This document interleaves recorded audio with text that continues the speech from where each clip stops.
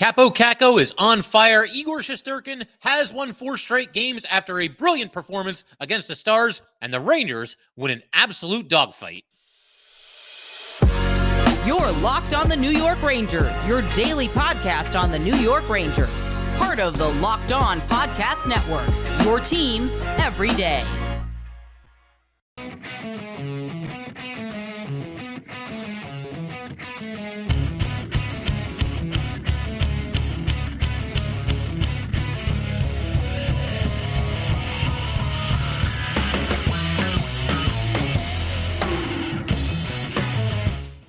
Welcome back, Blue Shirts fans, to episode number 1010 of the Locked On New York Rangers podcast. I'm your host, John Chick. I want to thank you guys, as always, for making Locked On New York Rangers your first listen every day. We are free and available on all platforms, including YouTube, and we are, of course, part of the Locked On Podcast Network. And that intro song you're hearing right now is, of course, Leave the Lights On from our good friends in Passafire. Definitely check those guys out anywhere you get your music. So, who's feeling good? 8 straight wins for the New York Rangers. And a lot of players, stepping up over the last handful of games. I've really been impressed with, the variety of different ways that the Rangers have been able to consistently get 2 points night in and night out. I think you don't have to look any further than last night and the game before last night, of course, the outdoor game against the Islanders, to see that, kind of in effect. Obviously, the game against the Islanders was crazy. Rangers didn't have the best start in that game and fell behind by 3 goals. They end up rallying. They come back and win just a high-scoring, wild game, 6-5 in overtime. And then in this game, you've got kind of a low-scoring game, both goalies putting on a show, but the Rangers able to hold off the Stars, a tough team, a tough opponent, and grind their way to what turned out to be a 3-1 win, which really should have been a 4-1 win. I'll comment on that little mini controversy at the end of today's episode, but Rangers got the win. That's all that really matters. And somebody, I mentioned a lot of players stepping up recently, perhaps none more so than Kaapo Kakko, especially when you compare where he was at the start of the season and even really when he first came back from being injured to where he is at right now. Kakko scores a goal in this game. He now has a 5-game point streak, 2 goals and 3 assists in that time. But beyond, just the points in the offense, he was a menace in this game. He was all over the ice, that third line. And of course, he's out there with Brodzinski and Cooley. These guys, it's very noticeable the last handful of games. They fight for the puck like their lives are on the line. I mean, they really do. They go in hard on the forecheck.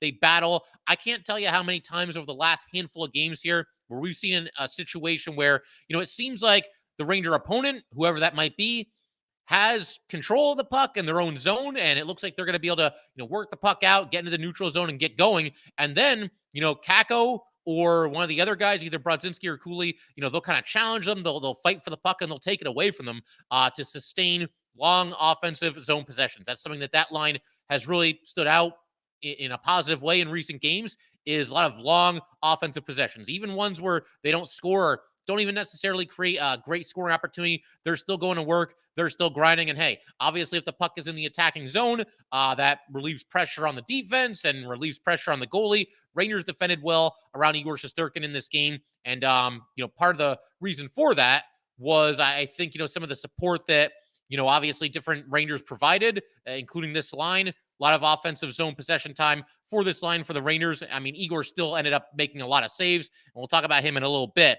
But, again, the sustained O-zone possession time for this line has been very noticeable, and Kakko, one of the main driving forces there. All these guys just battling for the puck like they absolutely need to have it, and that's just been awesome to see, that relentlessness from this third line, which, again, mentioned it in a recent episode. I'll say it again now. Is the best that any Ranger third line has looked all season. These guys have really stepped up recently. Kaapo Kakko certainly included in that. As far as the Kakko goal, it occurred while the Rangers were skating 4-a-side with the Stars. Rangers got possession of the puck. We know how big that can be in general, but certainly, 4v4, certainly 3v3, when it's in overtime, to have possession when there's more open ice out there and obviously more chances to create some offense. And it does seem like the Rangers go to Kakko fairly often when it's 4v4. And I want to start paying a little bit more attention to that, which players are on the ice for 4v4 time. And part of the reason might be what I just said there. Possession is very important, and Kakko, one of the best at driving possession on the Rangers. But the Rangers, they're cycling the puck. They're up 1-0 at this point in the game, cycling the puck in the offensive zone, and Kakko ends up beating the goalie clean. That, again, pushed his point streak to 5 straight games. And it's interesting because Kakko actually earlier in this shift had a chance to shoot the puck from basically the same spot on the ice, but instead he kind of circled back and, again, emphasizing the possession, not wanting to give the puck away and not wanting to force a shot that isn't there. Although I do think he could have pulled the trigger a little bit earlier in the shift. He chose not to do that. But then you've got the Rangers kind of moving the puck, cycling the puck a little bit at the blue line. Kakko leaves the puck for Miller. Miller then leaves it for Gustafsson. Gustafsson then passes up to Kakko, and Kakko took care of the rest. Just a brilliant shot. He scores short side, top shelf, an absolute snipe. And that's just good to see because I think over the years, with Kaapo Kakko, ever since the Rangers drafted him, we haven't seen enough of this where he just straight up beats the goalie clean with a nasty shot. But that's exactly what he did here. Great stuff from Kakko. And, this also kind of leads me into another kind of ongoing debate on this podcast as well as among just Ranger fans in general. The idea of Kaapo Kakko being traded. I just can't see a way that this is going to happen. Now, one case that you can make if you're still in favor of the Rangers moving Kakko and bring in somebody that can help, or, maybe you're on the fence, but it depends on what the return would be for Kakko. He is finding his game recently, and the case you can make there is that, well, his value is up, and you might be able to get a little bit more for Kaapo Kakko at this point than you would have been able to as recently as, say, even 2 weeks ago. But, I go on social media, and I see these mock trades, things like Kaapo Kakko and a second-round pick for Adam Henrique. Yeah, no thanks. And I like Adam Henrique. It's nothing against him, but I'm not trading away Kakko plus a valuable draft pick to bring in a guy that's going to be here for only half a season in all likelihood. That certainly would feel like an overpayment. But the reasons not to trade Kaapo Kakko are really starting to pile up over the last handful of games. To begin with, again, he's just simply playing better. And that third line for the Rangers looks great. It's better than any third line has looked for the Rangers all season. We covered that. Also, the fact that Blake Wheeler very likely out for the season. I know they left the door cracked that if the Rangers, make a deep playoff run, but they got to get there first before you even start to entertain those possibilities. So Wheeler, in all likelihood, probably not going to play again for the Rangers this season. That obviously limits the depth at right wing, which is already something of an issue. On top of that, Kakko really starting to develop chemistry with his newfound line mates here. And another reason, and one that I think can kind of fly under the radar, another reason why you wouldn't really want or need to trade Kakko right now is that Jonny Brodzinski is really stepping up as the third line center. So all of a sudden, something that looked like a desperate need for the Rangers third line center doesn't really seem like as much of a need. It doesn't mean that the Rangers can't go out and trade for a center. They might still do that. It's at least possible. But Jonny Brodzinski, with the way he's played lately, has kind of lessened that need. The Rangers aren't as desperate to land a center as maybe it would have seemed as recently as a couple of weeks ago. So again, there's a lot of reasons not to trade Kaapo Kakko. And I'm not really seeing a ton of great reasons to trade him. I mean, if some team just knocks your socks off with an offer, it doesn't hurt to listen, I suppose. But yeah, I mean, the way things stand, I just can't see a way that Kakko is going to be dealt before the trade deadline this season. We also had Peter Laviolette commenting on Kaapo Kakko after the game. Laviolette was kind of asked about Kakko in general and the fact that Kakko, despite playing very well recently and playing very well in this game, only got 12 minutes and 21 seconds of ice time. And this is what Laviolette had to say about it. He had another strong game. I got to find a way to put him out there more. That's on me because he's playing well right now. He looks confident. And something that kind of popped into my head when I read that quote is that nothing against Quinn, nothing against Gallant. I'm not going to take pot shots at these guys now that they're no longer the Ranger coach. It's hard to imagine either one of them saying anything like that. There's a lot to unpack there, and I don't know. I mean, I can't see them putting blame on themselves for not playing one of the young Ranger players. But it's nice that Laviolette had some accountability there. And, the other thing here is that I think something that you're also noticing, a theme that's developing recently, is that Laviolette multiple times after some of these recent wins has talked about, oh, I'd like to get that guy some more ice time. I'd like to get that line out there a little bit more. We'll see if we can find a way. Good problem to have. That is the quintessential example of a good problem to have. The Rangers are winning and winning and winning 8 in a row now. And the fact that you can't even find enough ice time that to keep, not necessarily keep everybody happy, but to reward them for the way that they're playing, very much a good problem to have because a lot of Rangers are firing on all cylinders right now, and there's only so much ice time to go around on any given night. And Kaapo Kakko has earned more ice time. We'll see if he gets it. We did see in the middle of this game, I think it was right after the Kakko goal, Laviolette gave Kakko a shift with Mika and Kreider, and I kind of held my breath a little bit because as much as like on paper, it might seem like that makes sense to reward Kakko and put him back up on the top line. Kakko is playing far better, as we've documented on here, with Cooley and Brodzinski than he ever did this season, at least with Kreider and Mika Zibanejad. So I really don't want to see that change made, even though in theory, Kakko's playing with better players and he's going to get more ice time playing on the top line than he is on the third line. This falls under the category, if it ain't broke, don't fix it. I haven't really broken out that expression all that recently, but I'm going to break it out right now for this situation. Again, Kakko playing the best that we've seen him play, and I would say probably his best game of the season is the one that, just concluded against the Stars. We're going to keep everything rolling in just a second here. Want to go ahead, turn our attention to Igor Shesterkin. Was absolutely fantastic in this game. And we're going to do that in just a second. Also talk a little bit about Adam Edstrom and Matt Rempe. They're out there just hitting everything that moves. So that's been fun as well. And we'll get to all that fun stuff, whole bunch of other stuff as well. First, though, we definitely would like to let everybody know that today's episode of Locked On New York Rangers is brought to you by Ibotta. Grocery bills are so expensive these days, but now they do not have to be. Start getting cash back on your grocery shopping with the free Ibotta app and get cash back every time you shop. Do you love making money, but also love spending money? Don't we all? Now you can make money while you spend it every time you shop with Ibotta. Spring break is around the corner, which means you're going shopping. But don't shop for your big trip and get nothing in return. Make sure you're getting cash back every time you shop with Ibotta.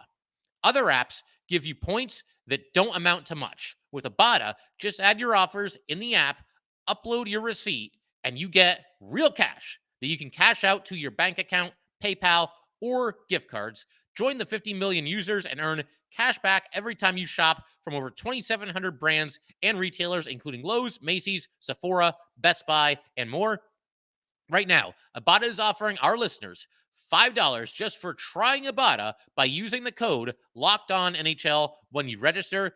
Just go to the App Store or Google Play Store and download the free Ibotta app to start earning cash back and use code LOCKEDONNHL. That's Ibotta in the Google Play app, IBOTTA, or the App Store, and use code LOCKEDONNHL.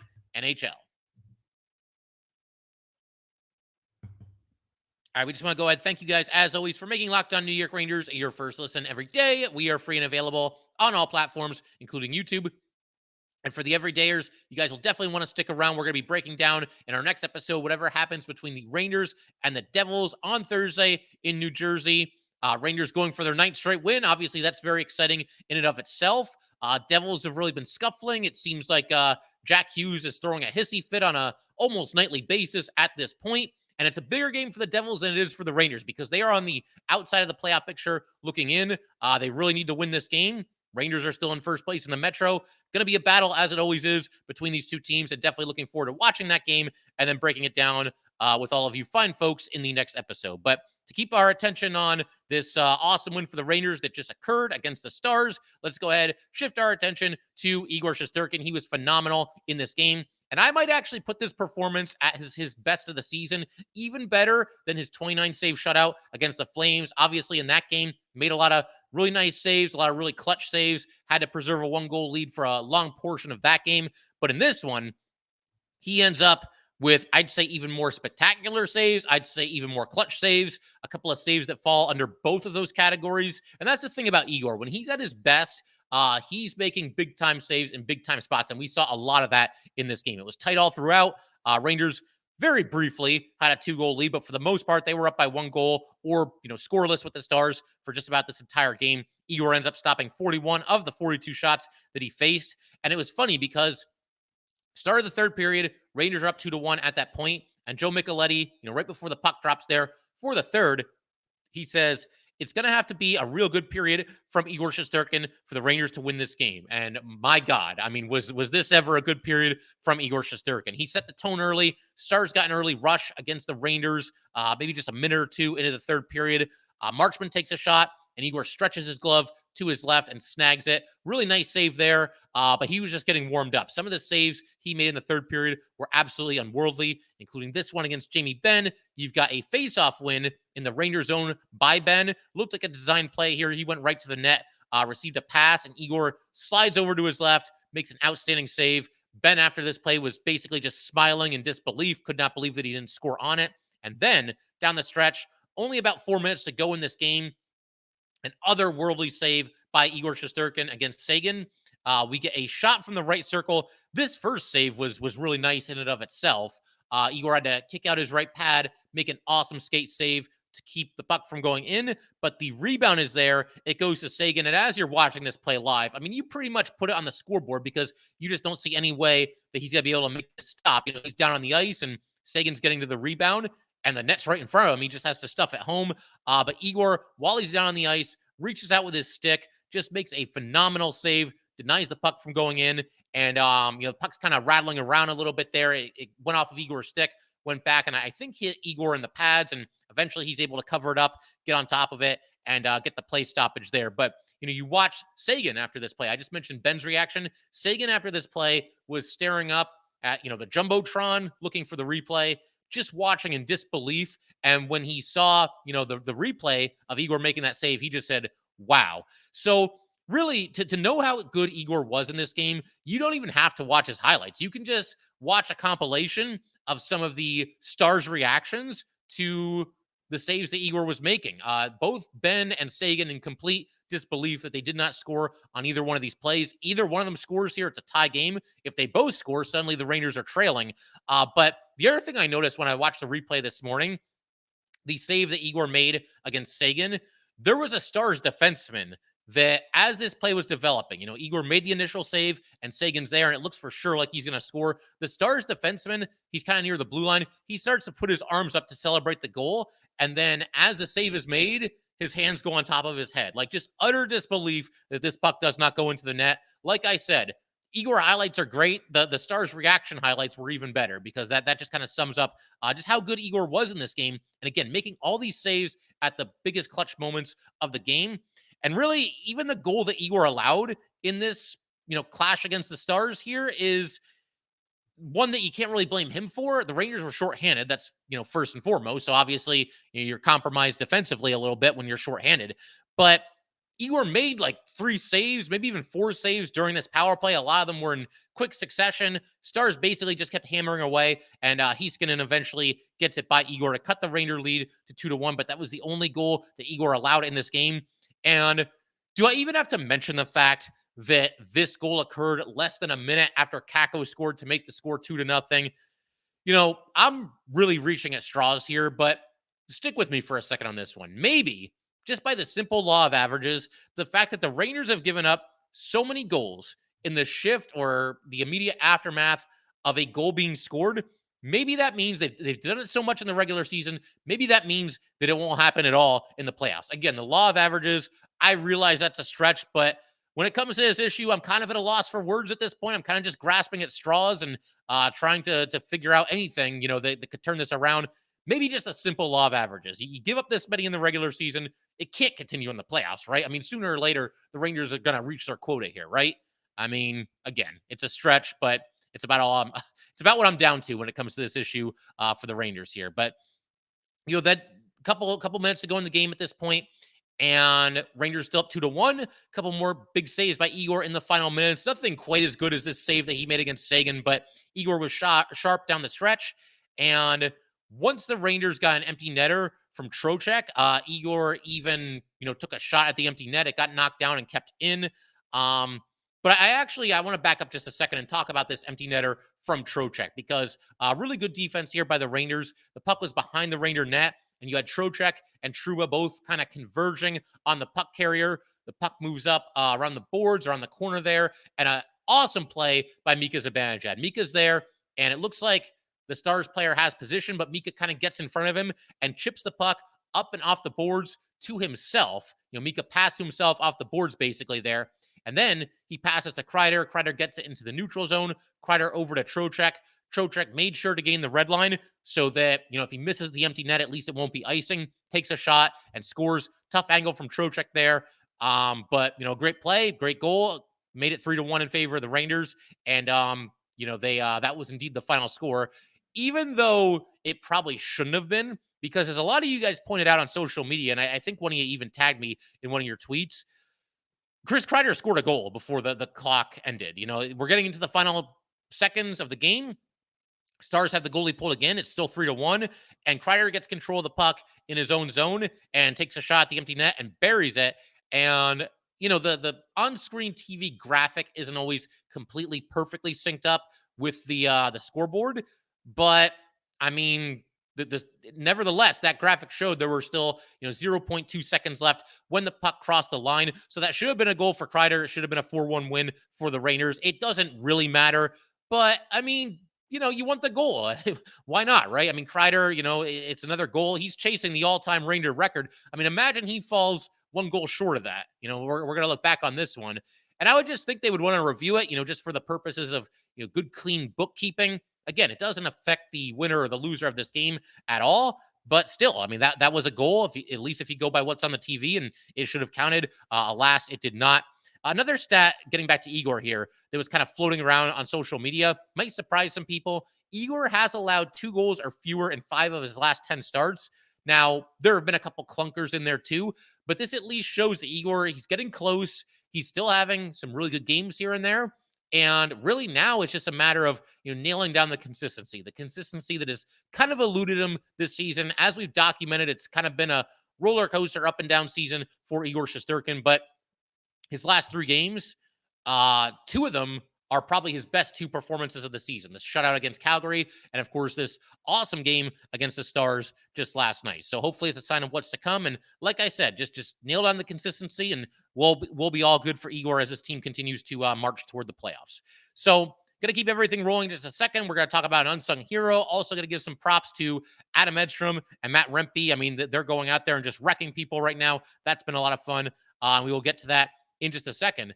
But first, we definitely would like to let everybody know that today's episode of Locked On New York Rangers is brought to you by Indeed. We're driven by the search for better, but when it comes to hiring, the best way to search for a candidate isn't to search at all. Don't search, match with Indeed. If you need to hire, you need Indeed. Indeed is your matching and hiring platform with over 350 million global monthly visitors, according to Indeed data, and a matching engine that helps you find quality candidates fast. Ditch the busy work. Use Indeed for scheduling, screening, and messaging so you can connect with candidates faster. And Indeed doesn't just help you hire faster. 93% of employers agree Indeed delivers the highest quality matches compared to other job sites, according to a recent Indeed survey. Leveraging over 140 million qualifications and preferences every day, Indeed's matching engine is constantly learning from your preferences, so the more you use Indeed, the better it gets. And listeners of this show will get a $75 sponsored job credit to get your jobs more visibility at Indeed.com/lockedon. Just go to Indeed.com/lockedon right now and support our show by saying you heard about Indeed on this podcast. Indeed.com/lockedon. Terms and conditions apply. Need to hire? You need Indeed. Okay, let's go ahead and wrap up today's episode with a little bit of this and that. I want to shout out kind of an unsung hero of this game. I'm going to go with Erik Gustafsson. He started the play or was really involved in the play that led to Kaapo Kakko scoring what turned out to be the game-winning goal. He seems to be playing with a little bit more confidence recently. He was involved in a couple of other scoring chances in this game. He almost came close to scoring once or twice himself. Was not able to do it, but had a couple of decent, dangerous-looking opportunities. It seems like Gustafsson is stabling a little bit. He started off the season playing just brilliant hockey, the first, portions of the season, and stepped up in a major way when Adam Fox was injured. Then, he kind of went through some struggles. I mean, the whole team did, to be fair here, but he's been scuffling a little bit. Just feels like in the last couple of games, he's starting to kind of rediscover his game a little bit. And obviously, we hope that continues because, the Rangers need their defenseman firing on all cylinders heading into the playoffs, not the least of which is Erik Gustafsson. So he's your unsung hero. I thought about giving it to Ryan Lindgren. I probably maybe should have given it to Ryan Lindgren, but it's worth, at least giving him a shout out here. He was back on the ice just 2 days after he took that, stick to the eye. And, another portion of that play against the Islanders that nobody really talked about, he got the stick to the eye or near the eye and he ends up getting 10 stitches and that's bad enough. But man, did he hit the boards hard on that play. He's hustling into the corner. He doesn't shy away from the dirty parts of the rink. And that stick comes up on the follow through and catches him, it looks like right under his eye, like right in this area here. And that was probably rough enough for Ryan Lindgren, but he was going full speed and he hit the board so hard on this play, basically went face first into the boards. That couldn't have felt very good either. But to the surprise of nobody, he's right back out there for this game.